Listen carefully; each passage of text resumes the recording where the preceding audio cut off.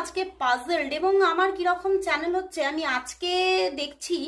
আর আমার চ্যানেল হচ্ছে কিন্তু কাল রাতে কিন্তু উনি ভীষণভাবে কষ্ট পেয়েছে, কান্নাকাটিও করেছে। কারণ উনি মানে কোথাও যেন নিজেকে খুব অসহায় মনে করছে, ভীষণভাবে অসহায় মনে করছে, এবং কি করবে, কি করা উচিত, কি না করা উচিত উনি বুঝেই উঠতে পারছে না। এবং উনি কোথাও যেন ভীষণভাবে হতাশ হয়ে পড়ছে এই সম্পর্ক নিয়ে। কারণ উনি এটাই দেখছে যে তুমি কোথাও যেন অনেকটা এগিয়ে গেছো, তুমি যেন কোথাও অনেকটা এগিয়ে গেছো এবং তুমি কোথাও অনেকটা কুল হয়ে গেছো। বুঝতে পেরেছো?